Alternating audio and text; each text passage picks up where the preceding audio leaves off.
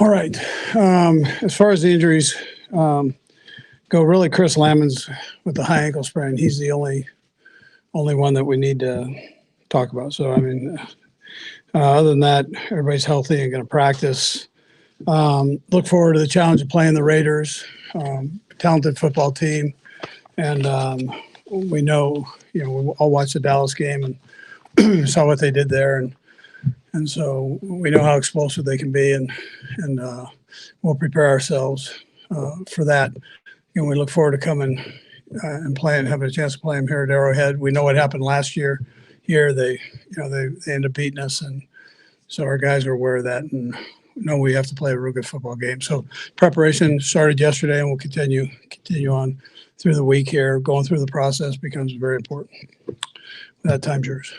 Coach, on the injury front, how close do you think Lucas Niang and Rashad Fenton are to probably turning back to the lineup? Yeah, so they're gonna try it this week and get some work and excuse me, and we'll just see how they do. I'm choking on you right here. Yeah.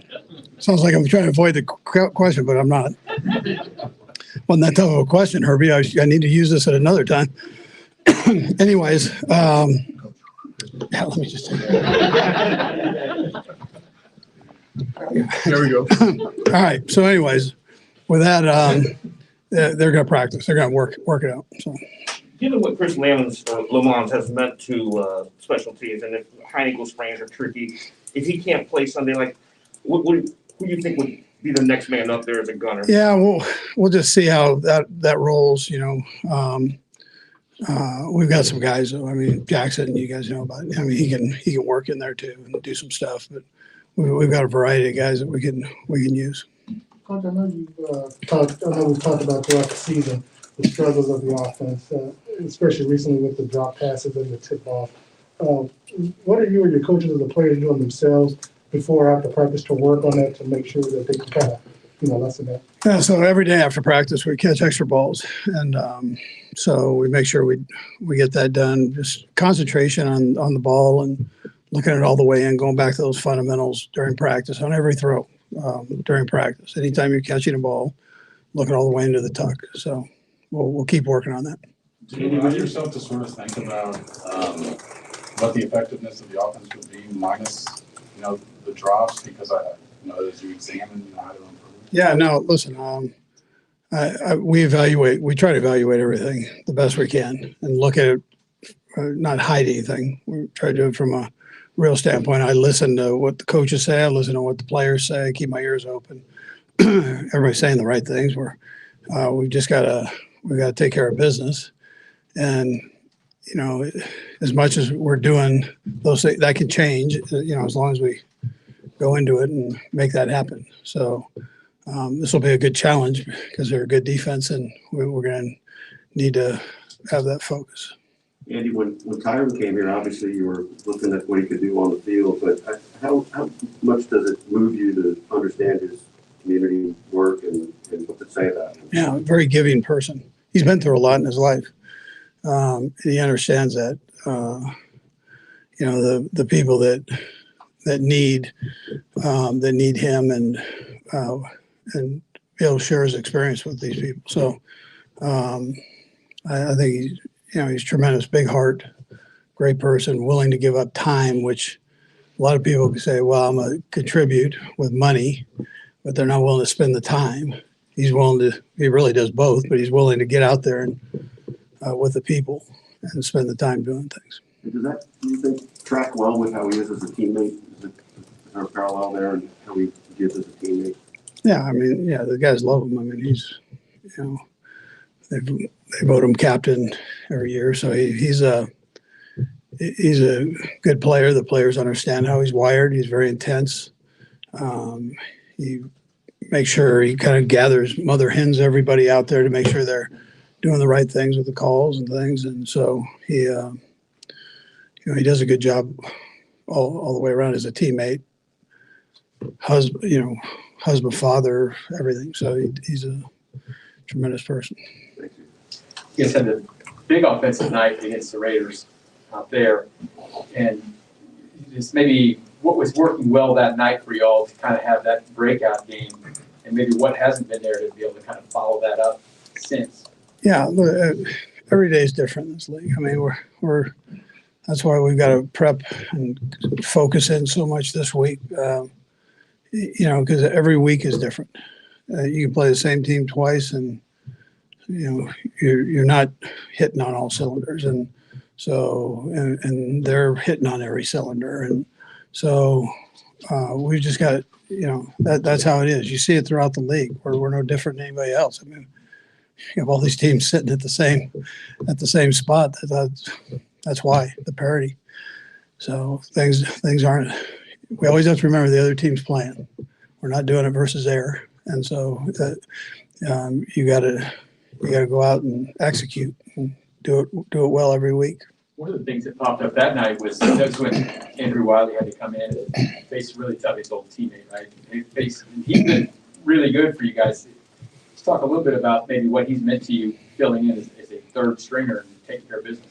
Yeah, so listen, we all think that we look at Andrew like a starter, right? I mean, that's how we do with him and some of the other guys. Well, really, that whole second group has started in this league. So we have no problem putting guys in, and if somebody gets hurt or whatever, we have full confidence that they'll go in and play well. So one thing, Andrew competes.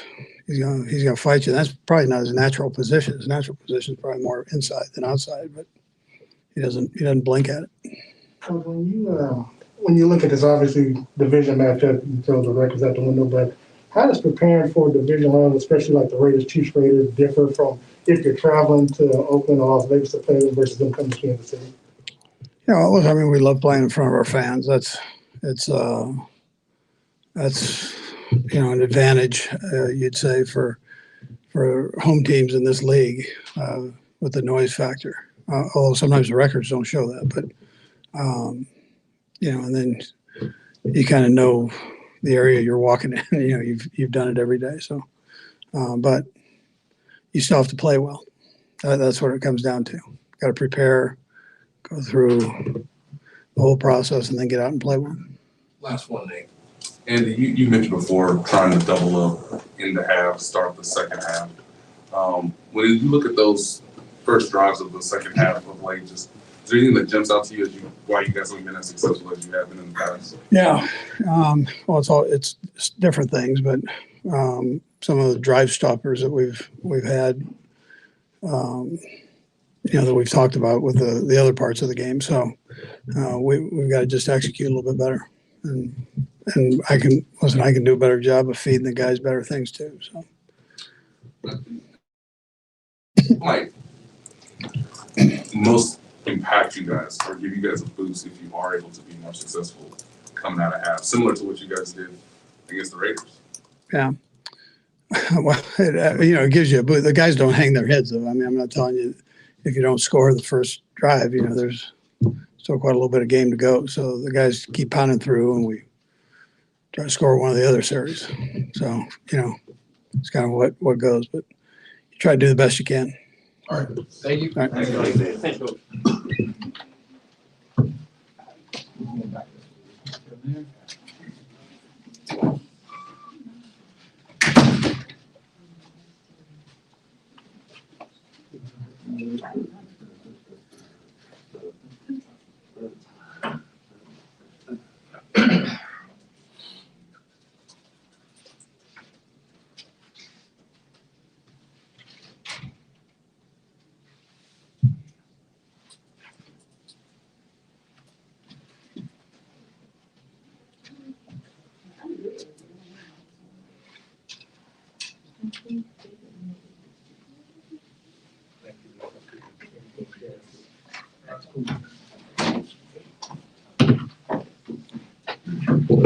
Patrick, I was asking Andy when he was up there, the drop passes and the tip balls playing a major effect on some of the struggles of the offense this season.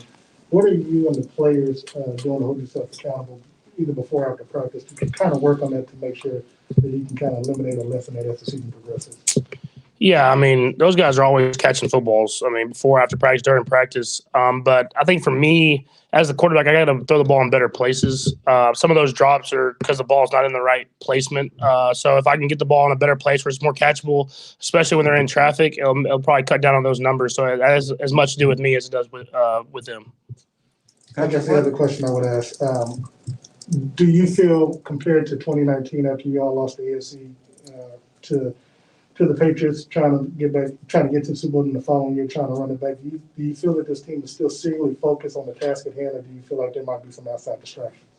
No, I feel like we're focused. I mean, we've won 5 in a row. I mean, we might not be playing the best that we've played offensively, but as a team, we're coming together and winning football games. And so for us, we know we can get a lot better, but it's going to take the mindset every single day of continue to get better and better. And you want to be playing your best football going into this part of the season. So hopefully we can continue to build and get better as the season goes on.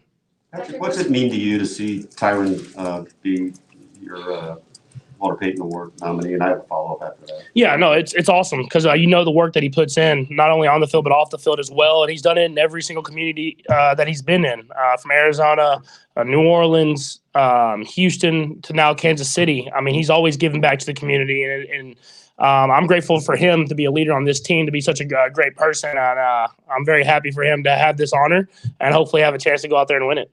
And when you think of him, does that, the way he is with the community, does it track with him as a teammate? I just wonder, obviously, that all the things he does in that locker room, is that pretty good parallel? Yeah, he truly cares about people. I think that's the biggest thing. I mean, he came up in a rougher part, and so he understands how much the impact of other people can be to bring out greatness in everyone. And so for him to be able to be in this locker room and be such a leader, it sets an example for everybody on how you should act on and off the field. You guys were known, especially when you first started, explosive plays, big plays. You're much lower this year in explosive plays. Can you put your finger at this point of the season on what factors are leading to that? I mean, obviously, defenses are playing different types of defenses, so that has an effect on it. And then I've missed a good amount of them. You look over the season, there's been a couple, even the last game, the one over the middle to Tyreek. I mean, if I hit those throws that I've hit in the past, then we'll have those explosive plays. And so it's going to take me being better, hitting those throws when they're there, because the defenses are limited them. And for whenever we do have that shot, kind of like I said, I got to hit it. And I haven't done that these last few weeks. Patrick, the way that some of the interceptions have occurred, and maybe this answer is not at all, but how does that affect you? Yes, it doesn't. I mean, it just happens. It's part of football. Luckily enough, our defense is playing good enough that whenever they've happened, they've been able to get stops and get turnovers or whatever it is, and not let it impact the team. But you understand that turnovers are a huge part of this game. Luckily, our defense is getting a lot of turnovers, and we're still winning that turnover battle. But I'll try to limit them as much as possible. But at the same time, I have to be me, and I have to continue to throw the football and give guys chances to make plays.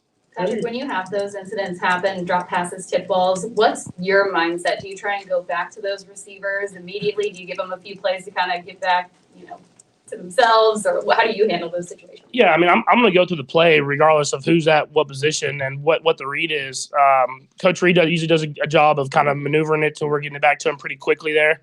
I mean, like I said, some of the drop passes people get hung up on. I mean, even the one in the game that got intercepted, if I throw the ball in a better spot, he makes the catch and probably splits and scores. But I threw it high, hard, and it gets tipped up and picked, and people kind of put it on him, but it's really on me to make a better throw. So, I mean, just for myself, to try to make some better throws and let those guys have easier catches, especially in traffic where they can make plays happen after the catch. How do you prepare differently when you're playing a division opponent like, last week Denver, this week Raiders, next week the Chargers?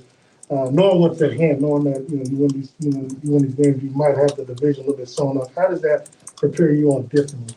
Yeah, you have to focus on each week, just as important. But you understand when you play a division opponent like the Raiders or the Broncos or the Chargers, that you're going to get the best that they have. They've been studying all offseason to play you.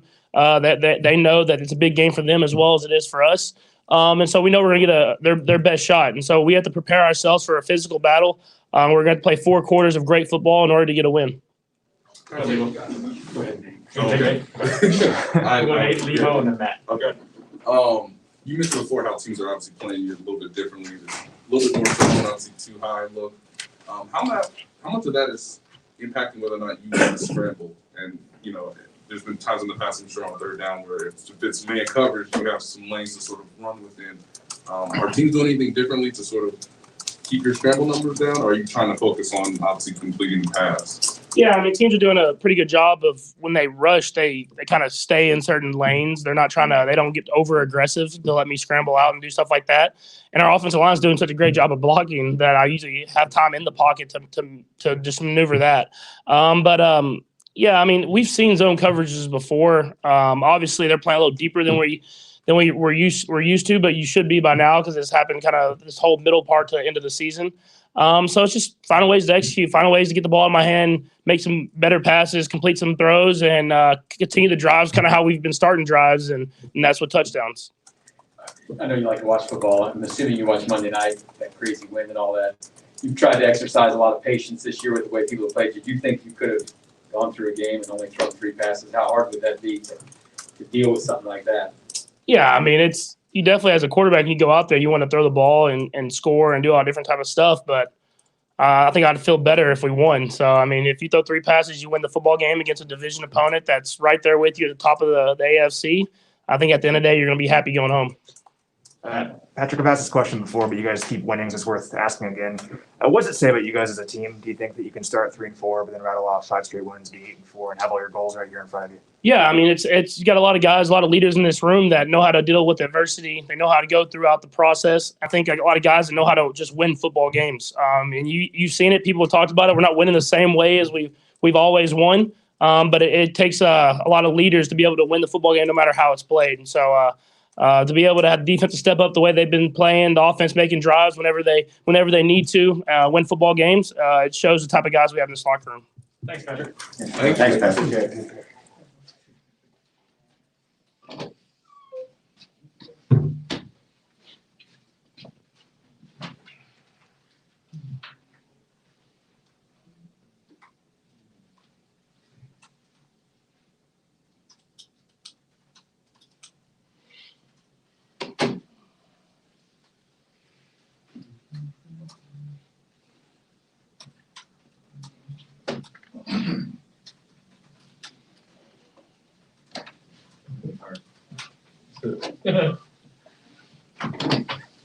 All right, guys. Congratulations on the nomination. Thank you. Where were you at, when you were nominated, and how did you find out? Well, I think initially I found out a couple weeks ago through our team president, Mark, and he actually caught me in the elevator and he kind of broke the news to me. So, which is really exciting. I think anytime you can, get nominated, honored for a particular award that, really symbolizes, what you do for others. I always think that's a big deal. Obviously, you don't do those things for recognition. You just do them because, it's in your heart to do it, and you feel like that's the right thing to do. So, just grateful, to be able to represent my teammates, this community. It's funny you say that because obviously a lot of actors talk about how they love to be nominated, but of course it's better to also win it. What would it mean for you if you're able to win it to be alongside 5 other Chiefs players who have won it? They're all in the NFL Hall of Fame, but to also be associated with Walter Payton if you were to win that. I mean, it'll be a tremendous honor for me. Obviously you want to make big plays in this league, but you want to make an impact, outside the game, with the people in the community, the fans, the people that spend a lot of money, invest their time. So for me to be able to represent, like I said, this team, this organization, and then, the players before me that have worn this uniform, even some players that I played with in the past, the Larry Fitzgeralds and the Calais Campbells. So a lot of those guys, I like to say, raised me, when I came in this league as a 20-year-old. So I'm sure all those guys would be proud. Tyrann, you kind of answered this, but why is it important to you to do this the way you do it and to be the same way in the locker room? Both those things are part of what drives you. Yeah, I think for the most part, I'm self-motivated. I can get myself going. But when I sit down and I really reflect on my life, I think I'm here because other people decided to, really invest in me and to help me and to, spend that quality time with me. And so I always mention my grandmother. Obviously, guys like Patrick Peterson and Larry Fitzgerald and the list can go on and on of all the people that really, tried their best to help me. And, for me, like my coach always said, what are you doing to pay it back? And so for me, I just try my best to, never really forget, where I came from and the road that it really took, to get here. What coach told you that? Coach Merritt, yeah, DB coach, yes, sir. When did that click for you, you think? I mean, in your life? Was it when you got the NFL, before, or when it was time to start giving back? I'd probably say, when I feel like I've always been a leader, in the sense of wanting to help others. I think, once I obviously got to the professional level and, to be in the locker room with a guy like Larry Fitzgerald, who, I mean, he done, a lot of great things, in his community, not just in Arizona, but in Minnesota as well. And, Patrick Peterson, Calais Campbell. I just feel like I was really, blessed and fortunate early on, to really get both sides of it, what it takes to be a great athlete and a great teammate, and then also what it takes to kind of, extend on that, beyond the field, beyond the locker room. You talked about Larry Fitzgerald a bunch now today. How did he come to be kind of a mentor for you? You guys don't play the same position. How did that come about, your relationship with him? Well, me and him used to face off a lot, in practice. And, back in my younger days when, I was a cornerback and a nickel back. And so me and him spent a lot of time together, just really, obviously talking about the craft and, really what it takes to be a great player in this league. And, from there, you just, form a bond with players. And I could just remember him, always inviting me to all of his charity events. And so just thankful that, I had a lot of good guys in my life to kind of, open that door so that I can, experience, what it's like to be on the other side. And, obviously, who I want to be, going forward. Tyrann, Andy Reid said that, a lot of people give monetary donations, but you specifically give your time and you're out in the community. What is it that you like about doing that and being out in Kansas City, among other places that you've been in the past? Yeah, I mean, I think it's really really no secret. I think we all grew up really experiencing different things. I think for me, I play football because I love that part of it. The team part of it, coming together, building, really helping other people become, what they want to be. And so it's kind of like the same, mindset when it comes to the community. You want to feel a part of something. You want those people to feel special. You want to be able to recognize those people as well. You talked about Larry Fitzgerald, you mentioned, but I know some of us come from different backgrounds than others, and so I heard you mention your grandmother earlier, but I'm pretty sure your giving and your understanding of giving back did not start in the NFL. Whether in high school, whether some of the members, teachers, coaches that influenced you or took a nurture to you when you were in high school, because obviously before the grace of God, you could have gone in a different direction. Yeah, I mean, I think obviously my grandmother, I think about her a lot, and I think about my high school coach as well. Dale Lee, and really, all the time that he invested in me. He's probably one of the first people that really looked at me, and I was probably 5'6", 130, and he thought I could play in the NFL. And so it's a lot of people like that have really, gave me a kind of boost of confidence, boost of self-esteem, to not only be a good football player, but to, try my best to continue working, trying to be the right kind of man. Are you old enough now to feel like you're Larry Fitzgerald for some of these guys? I mean, are you trying to do that for them? Yeah, I mean, I hope so. To be honest, I think it's, important. You see a lot of guys come into the league and they can't really figure it out. And, for me, I just feel, really blessed that, I've been around, a lot of good guys in this league that have done it the right way. And so, for me, being in this position, I just want to pay it back to, a lot of those guys that look up to me. We got to ask you a little bit about the team. Defensively, what are you guys feeling right now? You got to be fairly confident. Is that kind of built momentum-wise for you as the season's gone on? Yeah, I think we're getting some confidence. I think we're playing with some real good energy. But I think we're still, in it. I think we're still, head down, just really, all about putting in the work, and then letting the results kind of take care of itself. But We still kind of in that, chasing improvement mindset. I don't think, really any of us feel like, we've done enough to win a championship yet. So, it's a lot more work really to be done. Tyrann, you had to leave LSU maybe before you wanted to. You had to leave Arizona maybe before you wanted to after signing that extension. You had the 1 year in Houston. You probably knew that wasn't going to be a long-term thing.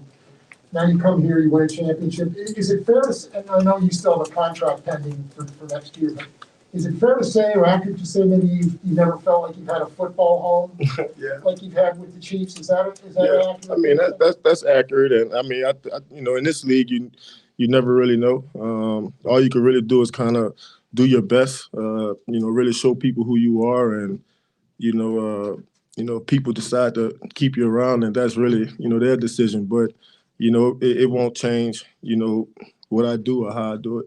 What's accurate about that? Why would you say this place is more of a football home for you than you've had in your career? Well, I think because we won a championship, so I think that team will be really hard to forget. A lot of those players will be hard to forget, but it just feels like home. Really outside of me, I think about my fiance and really everything she's kind of been able to accomplish, and she's kind of really creating her own identity, and so I just feel like this place has offered not just me a chance to become a champion, but like I said, my fiance as well. So yeah, it's been pleasant to say the least. Tyrann, I want to ask you a college football question really quick. I don't know when we'll talk to you next, but LSU taking on K-State. A lot of LSU guys here on the team. Are you guys going to have any bets going with Pringle? You know what? I know it's been a down year for us, LSU Tigers, but I'm gonna try to probably not bet them. Just take it easy on them. I think my Tigers will show up and hopefully they'll dominate that game. What are your thoughts on the head coach, the new head coach, Brian Kelly? Well, I thought it was a great hire. Obviously, anytime you could replace I don't know how you replace championship coaches, but anytime you could replace that with a guy with a great resume, a guy who's a great recruiter. Obviously, he's a good football coach. He's won a lot of football games, and so just most importantly, just looking forward to see what kind of culture he creates, and seeing how close him and the players could really mesh, and then like I said, compete for a championship, and really probably the toughest division in football. He caught a little grief online for not a great Cajun accent. Did you grade his accent in the basketball? Yeah. Listen, I won't be too hard on him. I know it's his first time, so hopefully after a couple crawfish boils, a couple cookouts, he'll get the slang of it. But yeah, just be yourself. Yeah. The job warm for you? Yeah, I hope so, right? Thanks, guys.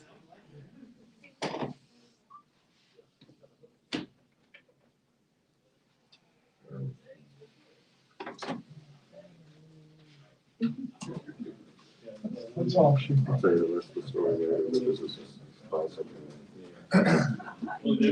short.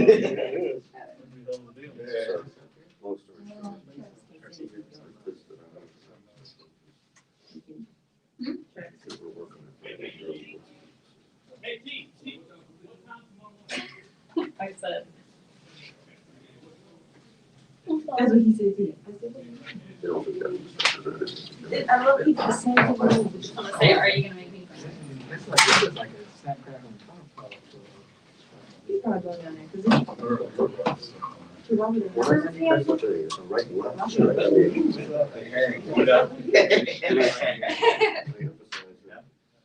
Really general with the approach.